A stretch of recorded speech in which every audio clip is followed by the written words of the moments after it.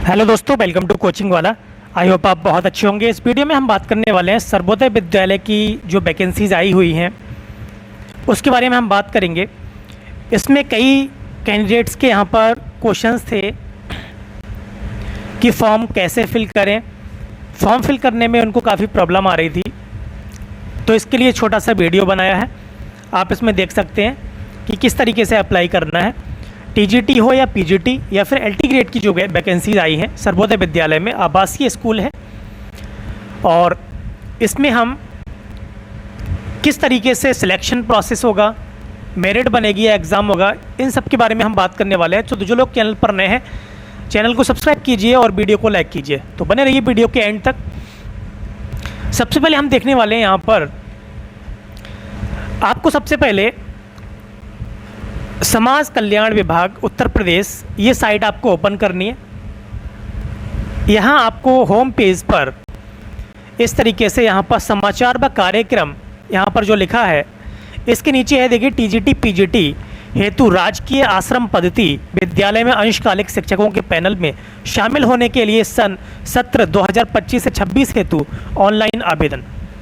तो यहाँ पर जो भर्ती है, यहाँ पर कुछ रिक्तियाँ हैं, कुछ वैकेंसीज़ हैं जो अंशकालिक शिक्षकों की हैं संविदा के लिए। ओके, तो संविदा के आधार पर यहाँ पर जो वैकेंसीज़ दी हुई हैं इसके लिए हम अप्लाई करेंगे। इस पर आप क्लिक करेंगे। क्लिक करने के बाद में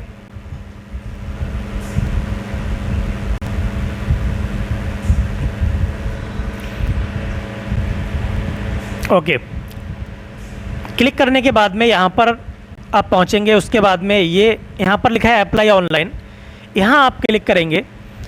उसके बाद इस तरीके का कुछ इंटरफेस आएगा। यहाँ पर आप सबसे पहले अंशकालिक शिक्षकों हेतु दिशा निर्देश पढ़ लेंगे। तो यहाँ पर हम चेक कर सकते हैं क्या दिशा निर्देश हैं।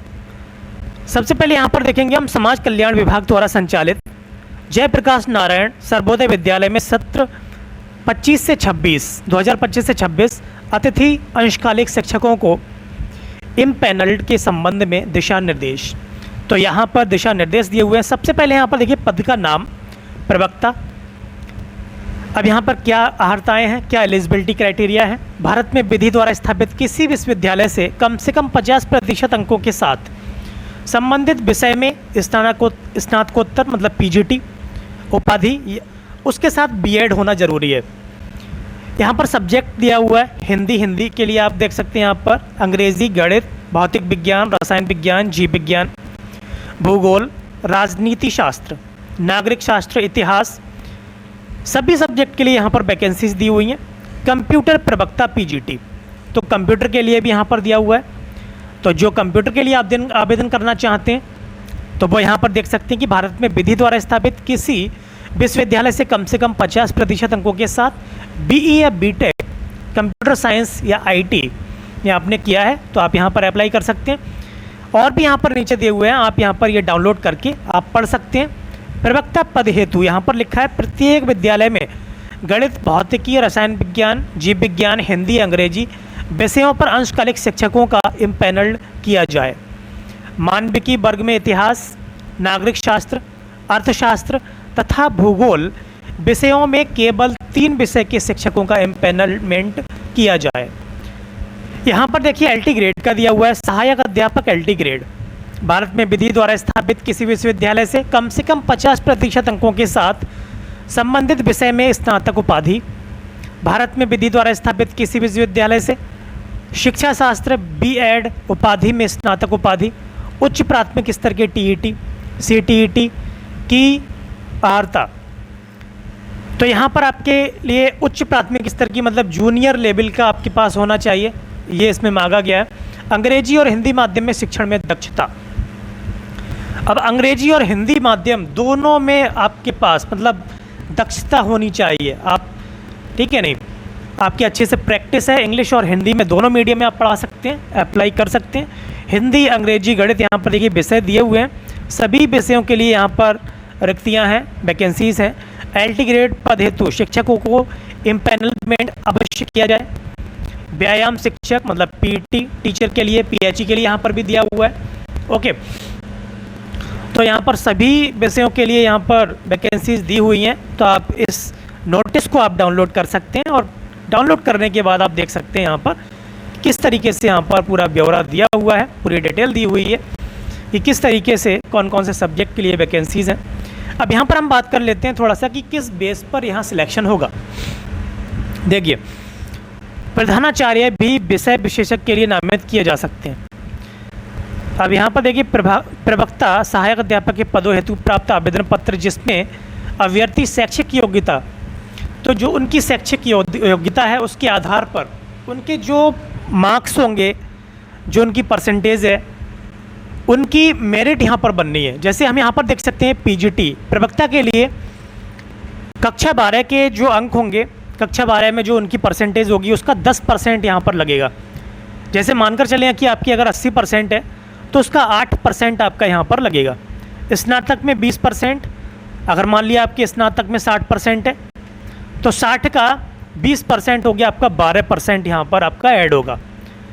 ठीक है, स्नातकोत्तर मतलब पीजीटी, तो पीजीटी का आपका 30% ऐड होगा। बीएड का यहाँ पे आपका कोई डिप्लोमा है टीचिंग का, तो यहाँ पर 10% आपका इसमें ऐड होगा। अनुभव का आपका जो भी एक्सपीरियंस है उसका भी 10%, मतलब उसका 10 दिया हुआ है। योग होगा यहाँ पर 80, साक्षात्कार 20 अंक, योग 100, तो टोटल यहाँ पर 100 बनेगा और 100 में से आपकी जो मेरिट बनेगी वो यहाँ पर आपका आना है। ठीक है, तो जो भी आपके प्राप्तांक हैं उनका 10%, 20%, 30% और 10% बीएड तक पीजीटी के लिए यहाँ पर आपका ऐड होगा। जो मार्क्स होंगे, परसेंटेज का यहाँ पर नहीं दिया है बल्कि मार्क्स का दिया है, तो जो आपके मार्क्स आए हैं उनका 10% 12वीं क्लास का, स्नातक का 20% और पीजीटी का आपका 30% और बीएड का 10% ऐड होगा। एलटी ग्रेड का दिया है देखिए 20% आपकी 12वीं क्लास का, 30% स्नातक का मतलब आपका बैचलर डिग्री जो भी है, पीजीटी आपका पोस्ट ग्रेजुएशन 10% और बीएड का आपका 10%, तो सब यहाँ पर आपका ऐड होना है। अनुभव का भी ऐड होगा, योग जो होगा टोटल 80 होगा, फिर आपका जो इंटरव्यू है उसका 20 मार्क्स ऐड होंगे, तो टोटल बनता है यहाँ पर 100। तो 100 में से आपकी जो मेरिट बनेगी उसी बेस पर आपका यहाँ पर सिलेक्शन होना है। ओके, तो ये रहा आपका सिलेक्शन प्रोसेस कि किस तरीके से यहाँ पर जॉब के लिए सिलेक्शन होगा। और यहाँ पर कुछ आवश्यक निर्देश भी दिए हुए हैं।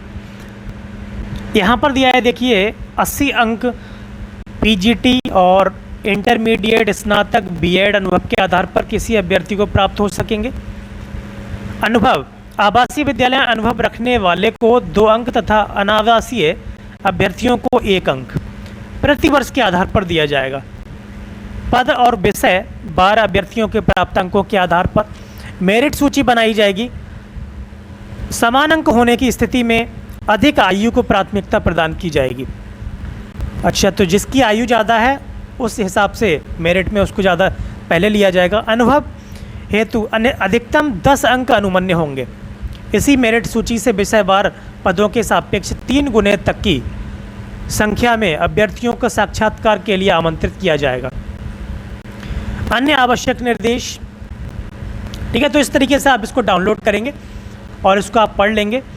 यहाँ पर देखिए, प्रवक्ता के लिए जो मानदेय होगा, यहाँ पर प्रवक्ता के लिए जो आपको जो वेतन मिलेगा वो 35,000 मिलेगा और सहायक अध्यापक एलटी ग्रेड के लिए यहाँ पर 30,000 मिलेगा। ठीक है नहीं, क्योंकि संविदा पर है, तो अतिथि शिक्षक के लिए, गेस्ट टीचर के लिए है तो फिर इतना ही मिलेगा, क्योंकि परमानेंट वैकेंसीज नहीं है ये। ओके, तो ये है, इस तरीके से आपका ये फॉर्म दिया हुआ है। लेकिन आप यहाँ पर ऑनलाइन आवेदन करेंगे तो यहाँ पर आप साइट पर आएंगे फिर से, और यहाँ पर लिखा हुआ है कि ऑनलाइन आवेदन करें, तो यहाँ से आप क्लिक करेंगे तो यहाँ से आप ऑनलाइन आवेदन कर सकते हैं। ठीक है, नाम, लिंग, ठीक है, आवेदित मंडल, ये सारी डिटेल आपको भरना है। पत्राचार का पता, ये सारी चीज़ें, स्थायी मूल निवास का पता, शैक्षिक योग्यता आपको भरनी होगी यहाँ पर। ठीक है, आपने जो भी अभी तक पढ़ाई की है पीजीटी तक और फिर बीएड आप यहाँ पर डाल सकते हैं। सीटेट और टेट की भी यहाँ पर आपको जानकारी देनी है। ओके, उसके बाद आप यहाँ पर फ़ोटो साइन वगैरह करके आप यहाँ पर सेव कर सकते हैं। ओके, सबमिट हो जाएगा। ओके, तो यहाँ से आप आवेदन कर सकते हैं। तो जिन लोगों को यहाँ पर प्रॉब्लम आ रही थी कि आवेदन कैसे करें, तो उनके लिए यहाँ पर साइट से पता लग गया है कि किस तरीके से उनको आवेदन करना है। ओके, तो ये साइट पर सारी जानकारी दी हुई है। और बाकी पीजीटी का एग्ज़ाम जैसा कि 18 और 19 जून को होना है, तो जो लोग जिनका एग्ज़ाम है 18 और 19 को, लेकिन अभी तक कोई भी एग्ज़ाम सिटी के बारे में जानकारी नहीं दी गई है, तो आप ऐसे मानकर चलें कि 99% यहाँ पर चांस ये है कि एग्ज़ाम कैंसिल हो सकता है। ठीक है, क्योंकि अभी तक अगर जानकारी नहीं दी है एडमिट कार्ड के बारे में और एग्ज़ाम सेंटर के बारे में, एग्ज़ाम सिटी के बारे में, तो इसका मतलब ये है कि आपका एग्ज़ाम पोस्टपोन होगा। कोई भी एग्ज़ाम डेट आगे दी जाएगी आपको। ओके, लेकिन ये है कि आपकी 7-8 दिन जो भी आपके बचे हुए हैं 18-19 जून तक के, आप अच्छे से तैयारी करें। आप ये ना सोचें कि एग्ज़ाम ना होगा। ठीक है, आप तैयारी करते रहिए। अगर तैयारी आप करते रहेंगे तो आपको बेनिफिट ही मिलना है। आगे आपको जो डेट दी जाएगी उसमें आपको बेनिफिट मिलेगा, और नहीं होगा तो कोई दिक्कत नहीं है। ठीक है, आपको डेट मिल ही जाएगी, लेकिन आपका लॉस नहीं होगा। ठीक है, अगर आप ऐसे ही बैठ जाएंगे, आप सोचें कि एग्ज़ाम नहीं होगा, तो आपका लॉस हो जाएगा। ओके,